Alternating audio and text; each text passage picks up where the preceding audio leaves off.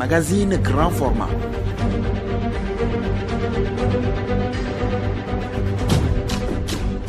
Une émission sur les faits réels de société.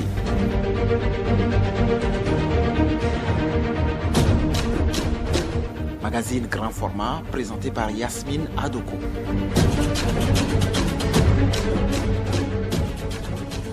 Madame, Monsieur, bonsoir. Le transport de marchandises reste une activité très importante dans les échanges commerciaux au profit des populations. De l'acheminement vers les lieux de production, de transformation ou de consommation, ils sont nombreux ces véhicules qui sillonnent les routes nationales et internationales. Mais le problème qui se pose est leur gabarit et poids. Force est de constater sur nos routes ces mastodontes avec des longueurs, largeurs et hauteurs abusives ou avec des charges pas possibles, et ce, malgré une norme communautaire pour lutter contre ce phénomène. Dans cette première partie du magazine grand format, nous allons comprendre les notions de surcharge et de charge hors gabarit, pourquoi le règlement 14 au sein de l'UMOA, en quoi consiste le contrôle de véhicules lourds de transport de marchandises, pourquoi certains augmentent la capacité de charge de leurs véhicules, quelles en sont les conséquences. Fidèles auditeurs, bienvenue à tous. Radio Lomé. Le transport routier de marchandises est l'une des activités les plus importantes dans notre pays. Tous les jours que Dieu fait, des véhicules lourds empruntent les routes pour charger ou décharger des tonnes de marchandises. Mais leur surcharge ou chargement hors gabarit constitue des risques pour la sécurité routière. Qu'entend-on par surcharge et chargement hors gabarit? Commissaire principal de police Soudi Kossi, chef division de la sécurité routière. Bien que constituant toutes deux des infractions aux règles fondamentales de la circulation routière, il existe bel et bien une différence entre la surcharge et le chargement hors gabarit des véhicules lourds de transport de marchandises. Ces véhicules sont en surcharge au sens technique, bien sûr, du terme, lorsque leur poids total autorisé en charge dépasse celui indiqué sur la carte grise. Concrètement, qu'est-ce que cela veut dire? Prenons un camion dont le PATC, j'entends par là le poids total autorisé en charge, est de 50 tonnes.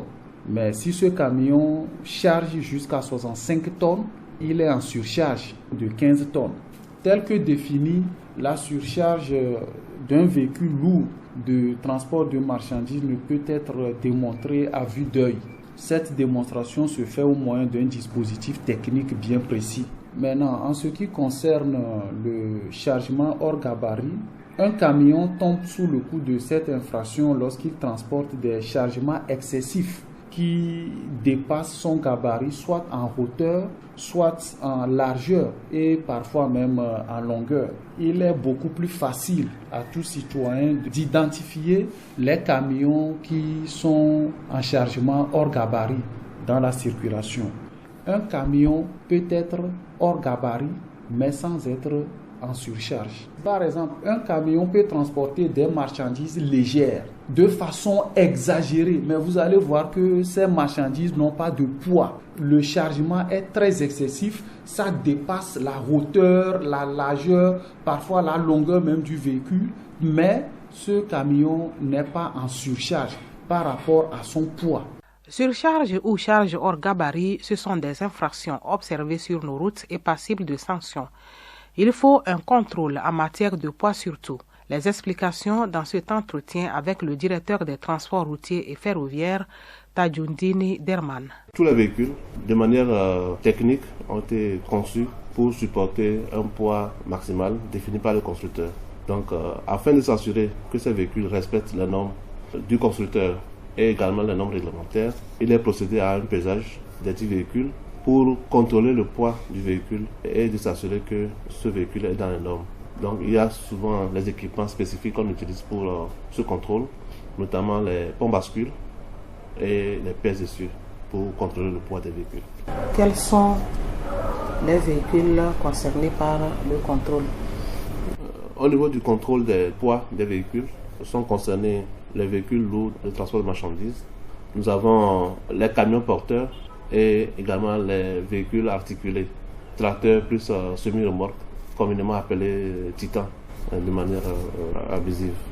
Les taxis, les bus, minibus ne sont pas concernés par le contrôle de la charge à l'essieu, puisque en réalité les routes sont construites pour supporter des poids. Et au Togo, nos routes sont conçues pour supporter 13 tonnes à l'essieu. Quand vous prenez les petits véhicules, les taxis comme les bus, leur poids est très loin de cette valeur-là. Où se situent donc les postes de contrôle? Par rapport aux postes de contrôle, nous avons deux types de postes de contrôle. Il y a un contrôle qui est fait au niveau des plateformes de chargement. Je prends par exemple les plateformes portuaires, voilà, au niveau du port, du LCT, le conteneur terminal, Togo terminal, les cimentiers, Scan Togo, Sin Togo, Wasem. Et le règlement numéro 14 de l'UEMOA fait obligation aux plateformes qui génèrent plus de 200 000 tonnes de fret par an à s'équiper en pèse essieu pour contrôler le poids des véhicules avant que ces véhicules ne quittent les plateformes de chargement.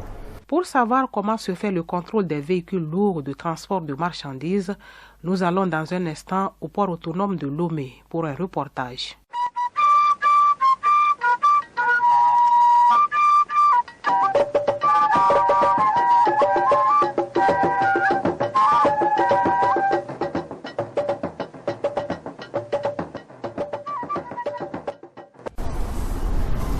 Nous sommes au port autonome de Lomé, lieu privilégié de chargement de marchandises sous la conduite de Blaise Nyodia, chef section fret au port, au niveau de la pesée des véhicules de transport de marchandises. Je suis M. Ebessé Labité Comlin, le chef des opérations SAGEC PP. Nous sommes donc à votre niveau pour voir comment se déroule l'opération de contrôle de pesage. Expliquez-nous à peu près le système. Notre système, c'est les pèses essieux. Les camions passent en mouvement et ça enregistre les poids essieux par essieu. Et à la fin des derniers essieux, il totalise le poids et affiche le poids qui va apparaître sur l'afficheur pour que le chauffeur aussi puisse regarder. Et là, lorsque vous regardez que le poids dépasse, qu'est-ce que vous faites? Si le poids dépasse, automatiquement le camion retourne systématiquement pour aller diminuer le poids et revenir peser. Compteur à deux essieux, premier essieu et deuxième essieu. Donc quand ça va passer, la machine va prendre le premier poids, le premier essieu, après le deuxième essieu et la machine totalise les deux. Actuellement, il s'est roulé à pas. Il n'y a pas encore de poids sur les pèses essieux. C'est le premier essieu qui vient de passer. Vous allez voir ça marqué 12 tonnes 260. Le deuxième essieu va passer. Le deuxième essieu vient de passer. Ça monte essieu 2, ça fait 21 740. Donc ça va totaliser les deux essieux. Vous allez voir le total de poids qui va s'afficher tout de suite sur l'afficheur. Ouais, poids tout ça, ça fait 34 000 kilos. C'est la normale? Non, ce n'est pas la normale. Vous allez voir que ça contourne, le camion commence en même temps à tourner. Puisque normalement, ça c'est autorisé à faire 28 tonnes de poids, à la rigueur à 23. Mais là, ça fait 34. Et ça, c'est des camions qui ne sortent pas, c'est des camions qui vont aller décharger sur les quais. Si c'est pour sortir du port, il n'est pas autorisé à sortir. Vous doit retourner. Là, pour attester, il doit montrer son bon de chargement pour qu'on colle à son ticket, pour montrer dans la statistique, pour montrer au port que le camion là, bien qu'il est en surcharge, il est retourné dans le port pour charger au quai et non sortir. Est-ce qu'à ce niveau-là, on peut avoir de fraude? Non, c'est impossible. Puisque vous allez voir, sur la ligne, c'est pas à nous seuls. Si on pèse les camions, il y a assez de contrôle. Il y a le port, il y a la douane, il y a même les sécurités qui voient les tickets. Si un ticket, un camion est surchargé, automatiquement. Dans la journée, à peu près combien de camions vont passer sur les pèses essieux? Bon, en fait, en moyenne, on a 50 camions par jour. Est-ce que vous avez des difficultés par rapport à la surcharge? Non, on n'a pas de difficultés par rapport à la surcharge, puisqu'il y avait 8 assez de sensibilisation. Bon, les switchages, actuellement, ça peut tourner entre 2-3 tonnes. Et là, le camion retourne pour aller diminuer ça avant de revenir. Le port est équipé. Et il y a des contrôles sur tout ça là. Il n'y a pas trop de choses. Contrairement au port, à la place Bonké, un autre lieu de chargement de marchandises, il n'y a pas d'instrument de contrôle de poids. Ici, les véhicules chargent pour desservir différentes localités du pays. C'est M. Baptiste, nous faisons le chargement à Bonké pour Tchamba. Bon, au fait, nous faisons un chargement aveuglé, puisqu'on n'a pas un essieu dans le parc.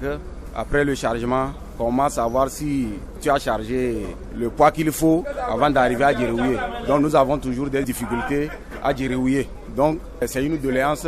Nous demandons au gouvernement s'il pouvait nous amener un essieu ici, ou soit on nous amène un ticket qui permettra à chaque chauffeur qui fait le chargement à Bonké, arriver à Djirouillé, il présente ça et puis il n'a pas de problème.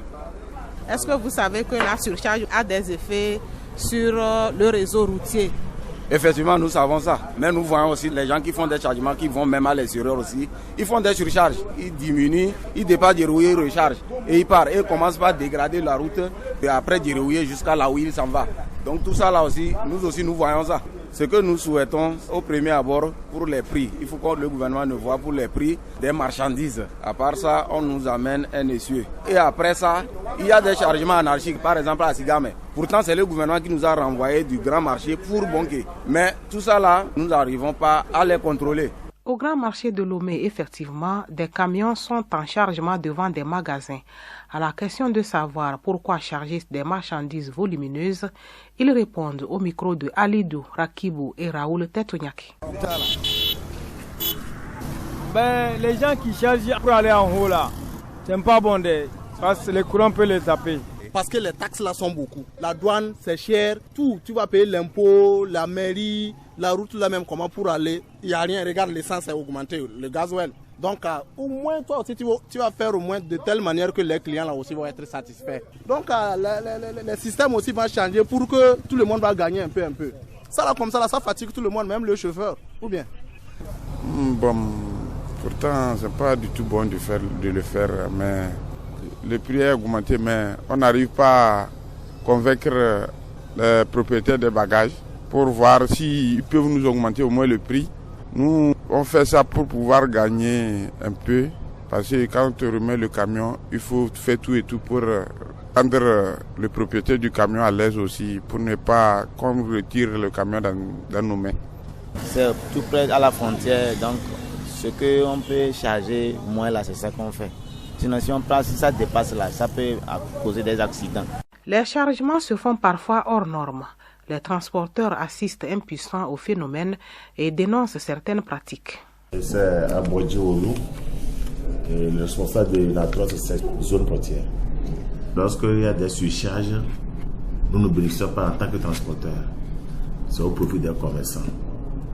Puisque vous faites le surcharge, vous êtes mal payé et vraiment vous cassez les pneus, vous revenez à zéro. Le règlement 14, on a essayé d'harmoniser les choses. Bon, nous faisons le bon selon le règlement 14. Vous avez ces bons-là, ça, on l'envoie et contre-signe. Mais au niveau des chargements, il y a les transitaires et les commerçants qui ne déclarent des fausses déclarations. Et parfois, même soudain, nos chauffeurs, ils mettent sur charge nos camions.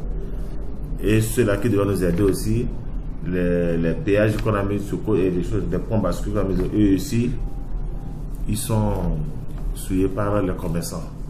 C'est ce que nous avons constaté. Puisque nous-mêmes, on n'aura plus d'aide sur nous. On a fait des missions. On s'est déplacé pour aller jusqu'à Tapamé, les points bascules à Lomé. On a vu que c'est pas ça. C'est ce qu'on les a demandé de faire. Donc nous payons le pot cassé au niveau en tant que transport, nous payons le pot cassé.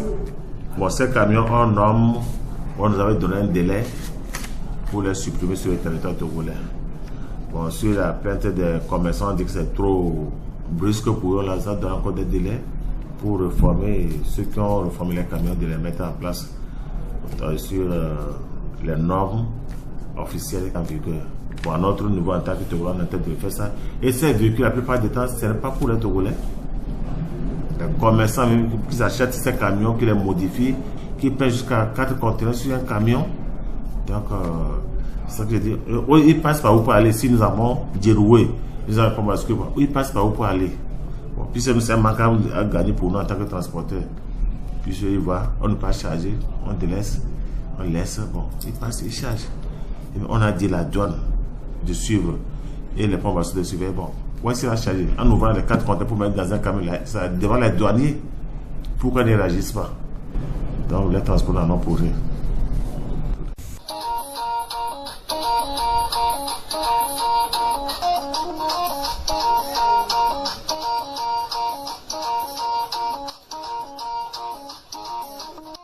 Nous l'avons dit plus haut, certains véhicules sont modifiés pour augmenter la capacité de la charge.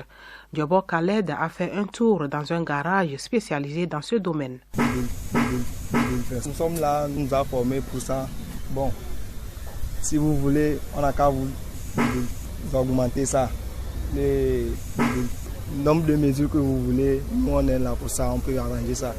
Bon, par exemple, si vous voulez faire un titan, longueur de 15 mètres ou 16 jusqu'à 18 mètres, on peut faire ça.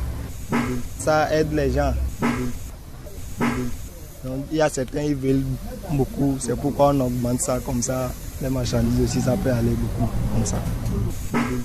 C'est à cause de l'argent, les choses là, ils veulent faire ça. L'augmentation, bon, si c'est trop chargé aussi, ça fait causer des accidents. Si le camion est trop pesé, il y a certains temps, c'est comme ils ont refusé ça. Oui. Donc arrivé à un moment, on a cessé d'augmenter. Bon, actuellement, c'est comme ils ont donné l'autorisation, on fait ça. Ils ont donné la longueur. Pour les titans maintenant, ça ne doit pas dépasser 18 mètres. La largeur, c'est 2,80 mètres. Et les 10 roues comme ça, là, 14 mètres. Ça, là, c'est 10 roues, 14 mètres. Ça. Pourquoi ces modifications, M. Bati? C'est parce que les normes du règlement 14, là, par rapport au chargement, les prix aussi ne sont pas bons. Donc, quand quelqu'un achète un camion au port, il est obligé de le modifier pour pouvoir s'en sortir. Avec l'augmentation aussi des carburants, des péages et autres. C'est ça qui fait que les gens modifient les camions. Sinon, si le prix est bon, pourquoi acheter un camion 6 roues et le transformer en 10 roues? Et ça là même, ça fatigue le camion. Le camion, s'il devait faire 5 ans, il est obligé de faire 2 ans ou bien 1 an. Voilà, donc ça aussi, c'est pas de notre volonté. Le règlement 14 de l'UEMOA, justement à tous les niveaux, on en parle. Pour plus de détails sur cette norme communautaire, nous retournons au bureau du directeur des transports routiers et ferroviaires, Tadjoudini Derman. Le règlement 14 de l'UEMOA, c'est un règlement qui a été adopté en 2005 par le Conseil des ministres de l'UEMOA. Ce règlement est relatif à l'harmonisation des normes et procédures de contrôle des gabarits. Le gabarit, c'est les dimensions du véhicule, longueur, largeur, hauteur, du poids et de la charge à l'essieu des véhicules lourds de transport de marchandises dans l'espace UEMOA. L'objectif visé était d'harmoniser les pratiques au sein de l'espace UEMOA, puisque nous sommes dans un contexte de globalisation. Chaque pays ne peut pas avoir ses tests pour lui seul, donc il faut harmoniser les pratiques, aussi bien pour le contrôle du poids, du gabarit et de la charge à l'essieu. Donc, ce pourquoi ce règlement a été adopté par l'UEMOA, c'est parti d'un constat qui a été fait. L'UEMOA a commandé des études qui ont montré que dans l'espace communautaire, nos routes qu'on construit pour une durée de vie de 15 à 20 ans se retrouvent prématurément dégradées en moins de 5 ans, alors même que les pays n'ont même pas encore fini de rembourser des emprunts. Donc c'était ce constat qui a été fait. Et donc, afin de préserver le patrimoine routier communautaire, donc les États membres de l'UEMOA ont décidé de prendre ce test-là pour pouvoir contrôler le poids des véhicules, fixer des limites pour le poids des véhicules, les charges à l'essieu. Bon, il y a une différence entre le poids et la charge à l'essieu. La différence, c'est quoi? Nous avons ce que nous appelons le PTAC, le poids total autorisé en charge. C'est le poids global du camion. Et à côté du poids global du camion, nous avons également le poids au niveau de chaque essieu. L'essieu, c'est la barre métallique qui relie deux roues de part et d'autre. Donc c'est à chaque essieu, puisque c'est là-bas que la pression s'exerce sur la route. Donc on vérifie également le poids au niveau des essieux pour s'assurer que aussi bien le poids global que le poids au niveau des essieux ne dépasse pas la limite autorisée. Donc c'était ce pourquoi le règlement a été pris pour pouvoir vraiment lutter contre la surcharge routière au sein de l'espace UEMOA. La réglementation est là, ça fait 17 ans déjà, mais on voit toujours des véhicules avec des charges énormes, parfois même en pleine ville. Qu'est-ce qui se passe? Les tests sont là et ne demandent qu'à être appliqués. Bon, mais on remarque qu'il y a certains individus, pour maximiser eux leur profit, ils essaient de trouver des subterfuges pour pouvoir contourner les tests. En réalité, nous avons des pèses d'essieu, des ponts bascules au niveau des plateformes de chargement, plateformes portuaires principalement, et certaines structures qui génèrent du lourd fret tel que prévu par le règlement. Mais au-delà de ça, il y a certains camions qui chargent dans les magasins et sous douane, nous appelons les MAD. Donc, ceux qui chargent dans les entrepôts ne contrôlent pas leur poids avant de quitter. Et il y en a également qui estiment que, bon, comme c'est pour la ville, ils savent qu'il n'y a pas de pose de pesage à l'intérieur de la ville de Lomé. Donc, ils essaient de surcharger. Mais je pense que nous travaillons avec la DSR, la division de la sécurité routière, pour que le contrôle vraiment soit renforcé, afin que ceux qui font le transport en ville là, ne puissent pas surcharger, parce que se disant qu'ils ne seront pas contrôlés sur leur trajet. Oui, justement, à la place Bonquet, où il y a également un chargement, il n'y a pas de pèse d'essieu. Qu'en est-il exactement? Bon, à la place Bonquet, c'est vrai qu'initialement, ce n'était pas une place destinée pour les transporteurs. Nous sommes en discussion avec les acteurs, aussi bien les transporteurs et conducteurs routiers, que les partenaires techniques aussi, pour voir dans quelle mesure on pourra installer un dispositif de contrôle des poids. Puisque les acteurs même nous ont approchés à plusieurs reprises. Ils souhaiteraient quand même connaître leur poids avant de prendre la route. Donc les discussions sont en cours pour pouvoir trouver un partenaire qui va installer un poste de pesage au niveau de la place Bonquet. Je reviens sur la charge hors gabarit. Nous savons tous que les véhicules, lorsqu'ils sont conçus, sont autorisés à porter une charge. Mais les carrosseries subissent des modifications. Comment peut-on lutter contre la transformation de ces carrosseries qui sont aussi favorables aux surcharges? C'est une bonne question. C'est un constat qui a été fait également. Ce phénomène, nous le connaissions au niveau des pays de l'Interland, notamment le Mali et le Burkina Faso à l'époque. Bon, quand nous avons commencé vraiment le contrôle strict par rapport au règlement, on a constaté que beaucoup de camionneurs sont allés modifier leur véhicule. Les tests ont prévu qu'avant toute modification, vous devez revenir au service de transport routier pour une homologation, pour savoir si vraiment la modification est conforme aux normes techniques. Ce n'est pas que les modifications sont interdites, mais il faut que les véhicules soient homologués à nouveau une fois que ces véhicules sont modifiés. Mais de manière pratique, on a constaté que les transporteurs ou les propriétaires des véhicules ne reviennent pas pour homologuer leurs véhicules. Et pour eux, en modifiant les carrosseries, en augmentant les essieux, c'est pour prendre plus de charges.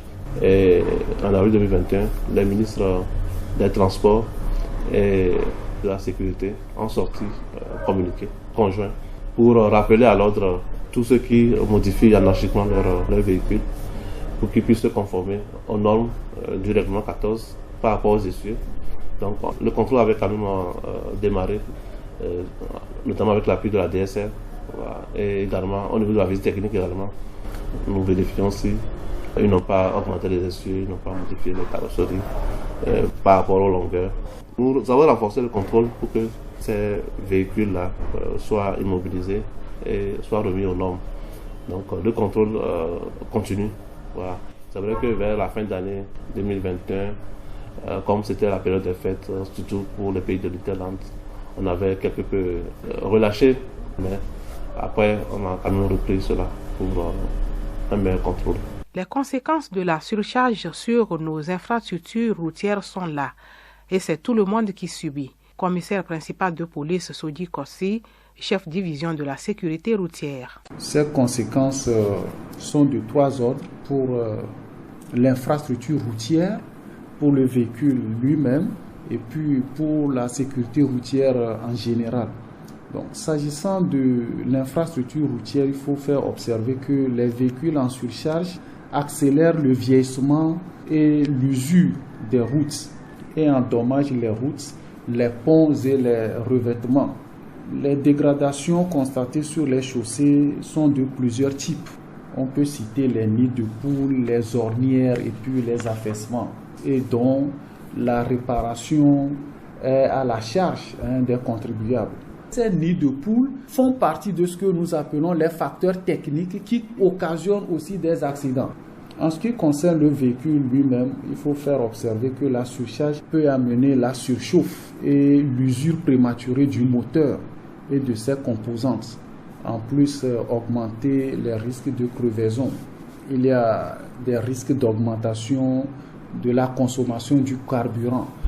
Il y a des effets sur le châssis, sa déformation, sa rupture, le moteur même qui est fatigué, sa vie est réduite sous l'effet, n'est-ce pas, de la charge. Il y a un déséquilibre de pression entre les roues avant, les roues directionnelles et les roues motrices. En ce qui concerne les camions neufs, les surcharges peuvent annuler la garantie du constructeur lorsque le camion n'est pas utilisé selon ses recommandations. La surcharge ne cause pas seulement de dommages aux routes et aux véhicules, mais met également en danger le chauffeur, ses passagers et les autres usagers de la route. Elle représente un risque supplémentaire d'accident, puisque le véhicule en surcharge ne se comporte plus de la même manière qu'un véhicule chargé normalement.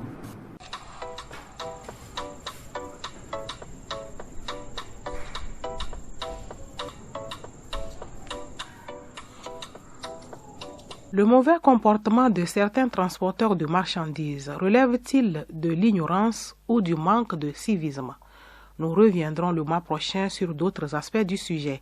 Mais en attendant, il est clair que nous sommes tous appelés à lutter contre le phénomène de la surcharge. C'est une question de sécurité routière. Rendez-vous le mois prochain pour la suite de cette émission.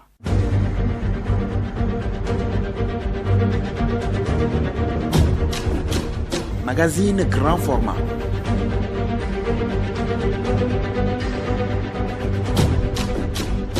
Une émission sur les faits réels de société.